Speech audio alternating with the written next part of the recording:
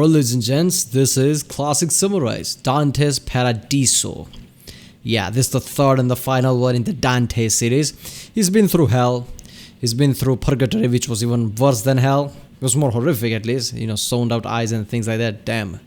The people who are just stuck in the ground and suddenly ground shakes like, what the hell? And now Dante's Paradiso, where he is suddenly, gonna go into heaven apparently. So yeah, at last, the thrilling conclusion. Oh god, this took so long. Yeah, it's been chaotic so far. Even though hell was just, more like an introduction thing, where he met lots of people, lots of famous people. Obviously, purgatory was more horrific thing, writing things into his forehead with sword and things like that. We'll see how the, heaven is. Apparently, it's not going to be terrifying because it's heaven, right? I don't know. Remember, people, if you like my Rickson, don't forget to like and subscribe. Check out the Rick Sunday, there's a link in the description. Check out the cars or playlists like all his Sarcastic Procs and Reaction. I've written quite a few videos from this channel already. History, trope talks, and all the mythology, classic summarize and all that. So check that out. Check out the end cards, and yeah, let's do this one.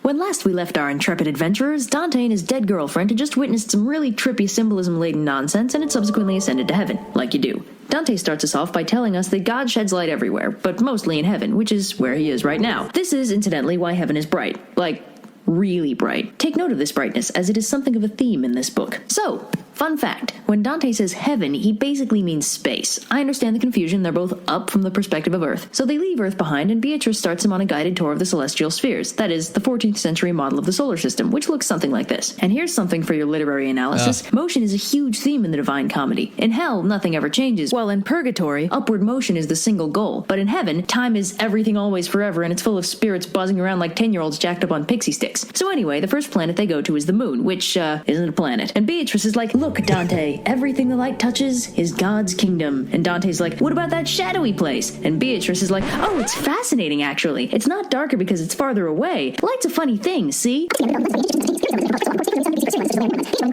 And in conclusion, it's dark because God said so. So anyway, the spirits of the dead that get to hang out on the moon are those who were inconstant, just like the moon. Oh yeah, that crazy moon. Always orbiting the Earth in that unpredictable elliptical pattern while the sun's light reaches it at an increasing angle in relation to the Earth, consequently leading to its regularly changing phases. And it's so crazy, you never know what it's gonna do next. So Dante chats with this lady, Picarda, who's glowing so much he's having trouble recognizing her. And she talks about how when she was alive, she was a nun who was taken from her convent. It's cool though, she gets to chill on the moon forever. So that's good. Next on this episode of the Magic School Bus is our tour of Mercury. Now, Mercury's pretty close to the sun, which means it's, surprise, surprise, too bright to see. So Dante gets to chill with all the heaven-bound souls who were a little too ambitious when they were no. Around this time, where Earth is at the center, Mercury is not close to the sun, right? Earth, then, Earth is at the center in this, apparently, at this time, when everybody thought Earth is at the center. Then after that is the moon, then the Mercury, then there's Venus, and then it's the sun. And after the sun, there's Mars. That's how it goes. So Mercury is not close to the sun. So Dante wrote it like that, like, there is so much light at the Mercury because it's closer to the sun. That's weird. Alive. I'd say it's because they flew too close to the sun. But it's actually because the glory they earned on Earth pales in significance to the glory of God, just like Mercury pales next to the sun because it's too goddamn bright. Dante also hangs out with Emperor Justinian, who's a guy? Some 5th century Byzantine emperor, I guess. Part of what makes these texts difficult to read nowadays is that... Why do I feel like she just said that to, poke at Blue, just so he'd get pissed off? Dante gave cameos to all his pals and favorite historical figures, only a few of whom we still actually care about today. And so the sands of time wear down on us all. But who cares? Certainly not us. Dante's off to Venus. And to his credit, Dante gets one thing right about Venus. It's very cloudy. But these are nice, sedate, cool clouds that don't rain acid down on the barren hellscape below. No, this Venus is where the lovers go. It's lovely, peaceful, devoid of greenhouse gases and acid lakes, and, surprise, surprise, extremely bright. Anyway, Dante talks to this troubadour who takes the opportunity to take a big old dump on Florence, blaming it for everything wrong with the clergy. For those keeping score, that's so far a handful of popes and one major city that Dante's blaming for the sorry state of the church. On to the fourth heaven, which is... This whole Dante's thing is just getting angry at Florence and shitting on Pope. That's whole thing. The sun? What? What happened to Mars? Why is this path so inefficient? If you were already at Mercury, why the hell would you go to Venus before you went to the sun? Even the Magic School Bus visited the planets in order, and they did that in a bus! Anyway, the sun Okay, I don't know if she's joking here or not, but like she said at the start, this is the old style solar system where Earth is at the center. Earth is at the center. Then there's the moon, then there's Mercury, right? Yeah. Then there's Venus, then the sun, then Mars, and so forth. So this is not the solar system that they think it is. The sun. Even the magic school bus visited the planets in order, and they did that in a bus! Anyway, the sun is bright, no kidding. Dante takes a moment to appreciate the craftsmanship before being surrounded by 12 glowy spheres, each the soul of an extremely wise dude. And then they move on to Mars. Finally, jeez. Well, what are those names? By 12 glowy spheres, each the soul of an extremely... Okay.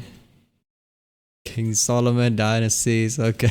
wise dude. And then they move on to Mars. Finally, jeez. Anyway, Mars is bright red and full of warriors of the faith, people who died for God. Hey, I wonder if that means Jesus is here. Yeah, no, I'm sure he's got a special share somewhere. Anyway, all the glowing souls on Mars are assembled in the shape of a Greek cross, which Google Images tells me is basically a plus sign trying to be an individual. Dante compares the cross to the Milky Way, which tells me that he's either never looked up at the sky or he's finally been blinded by all the goddamn lens flare. Anyway, Dante runs into an ancestor of his with an unpronounceable name, who tells him to write all this stuff down. He also bumps into Judah Maccabee. For those of you unfamiliar, he's relevant to the story of Hanukkah, along with Charlemagne and a few others. Then it's on to Jupiter, and here's where it starts to get weird. So first of all, as soon as Dante and Beatrice get there, the souls start putting on a living fireworks display and spell out the Latin words, "These things."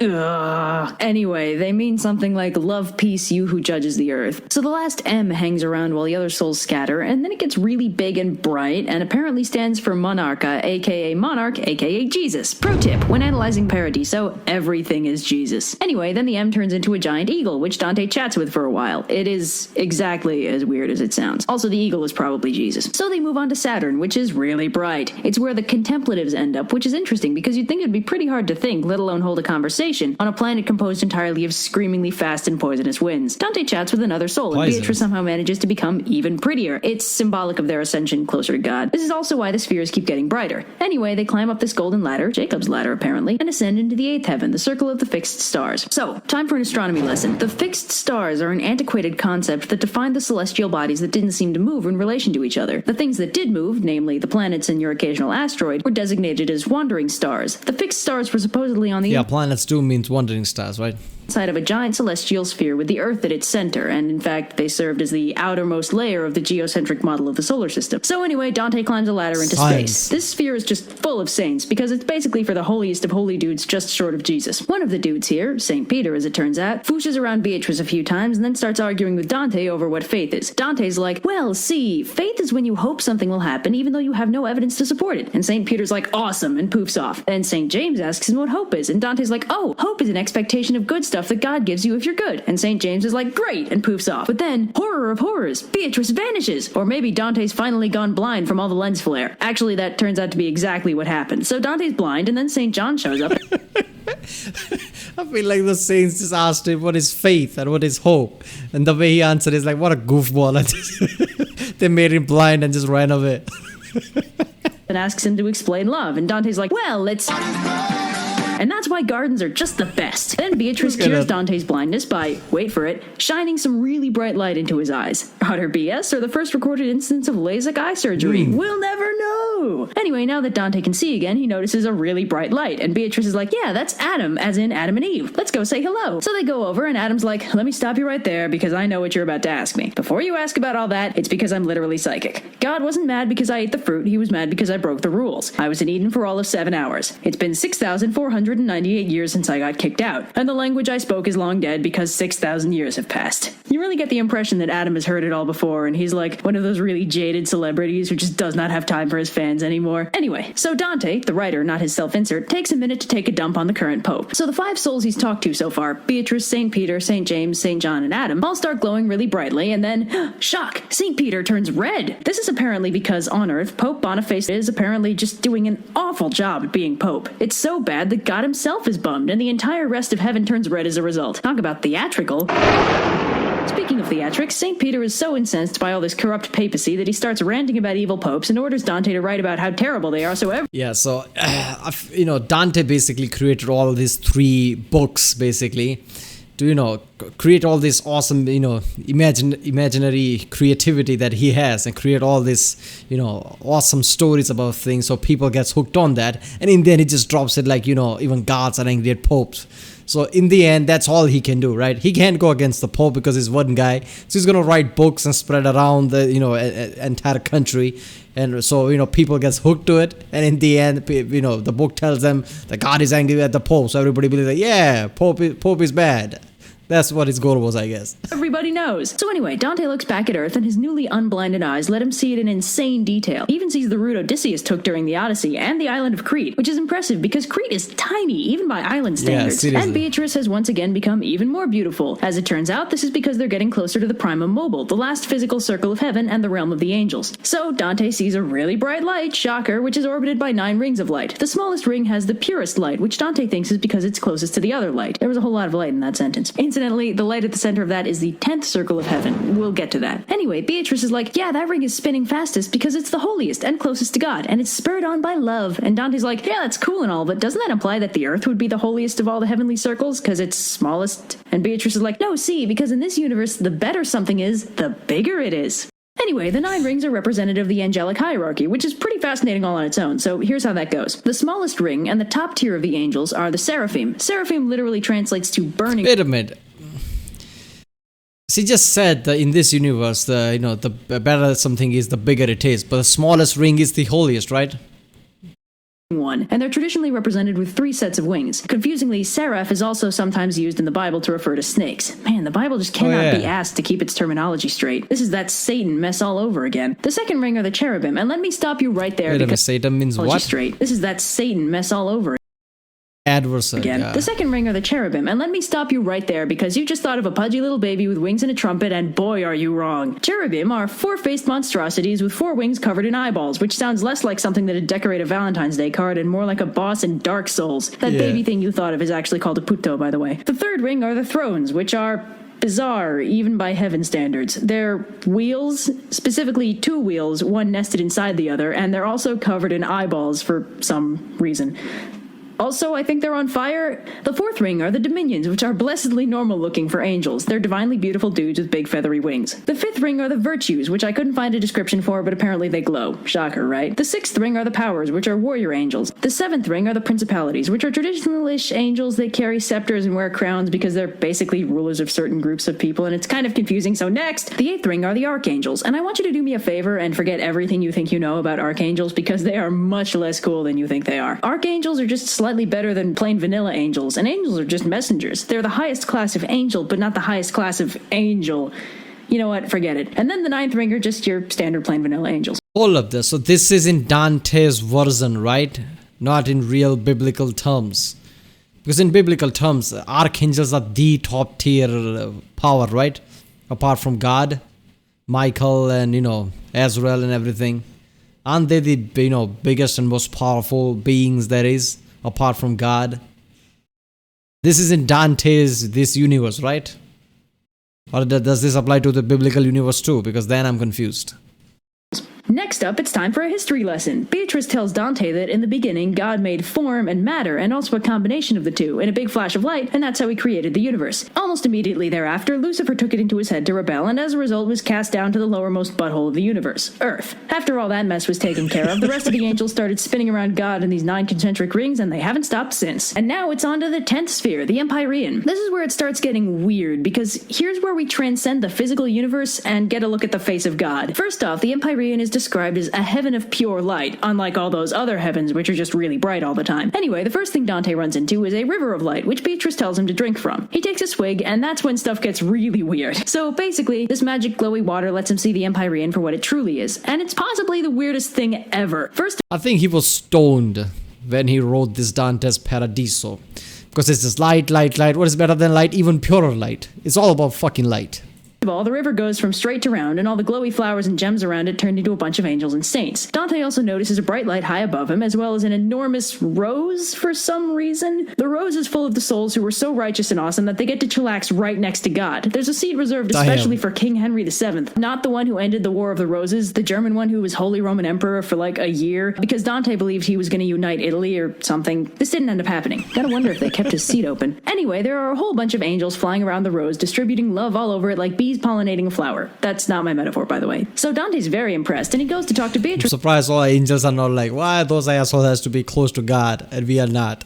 About it when, shock, Beatrice is gone! And it's not because he's gone blind again. She's been replaced by some old guy. So Dante channels his inner Batman and goes all, where is she? And the old guy's like, whoa, hey, chill out, dude. Have you tried looking up? So yeah, Beatrice totally ditched Dante to go chill in the Celestial Rose. Remind me again why Dante liked her so much? Anyway, the old guy in question is Saint Bernard, who for the purposes of this review will be represented as a dog, and he points out some of the dudes chilling on the rose, which includes an alarming number of children. Bernard explains that before the Big J was born, all kids were guaranteed a spot in heaven, but after he was born, they had to be baptized and, if male, circumcised, or they'd get tossed into limbo, which, just a reminder, is in hell. Yeah, thanks, Jesus. But Dante's running out of pages, so it's time to meet God face to face. But this Damn. If you're not baptized and, circumcised, directly to the hell.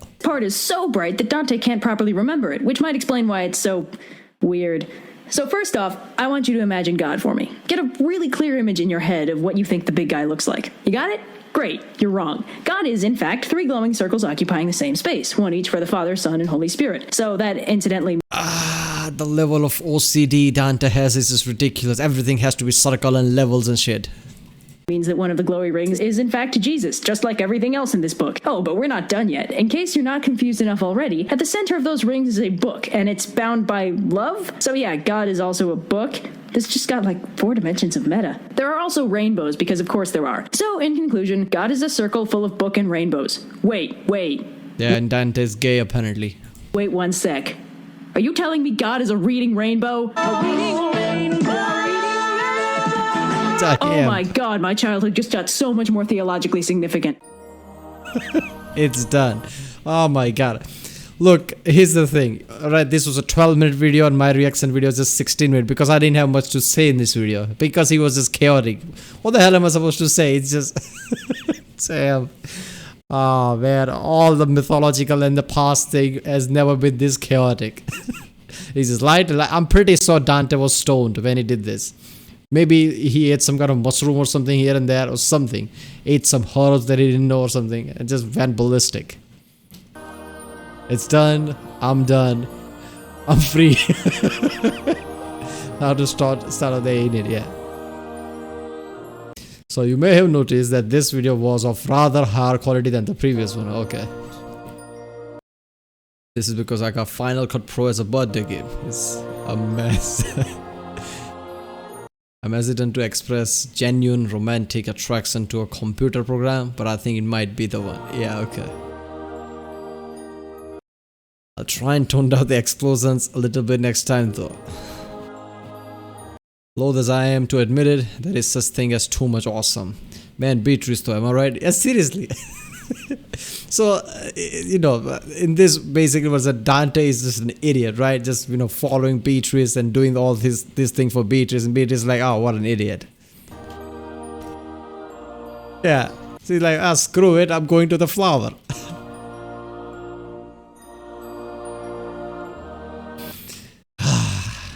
Seriously, all the classic books and things of the past, this is one of the most chaotic, right? I did not see it. Look, the first book, Dante's Inferno, that felt like, there's a build-up to this, some story about this, and it felt fine.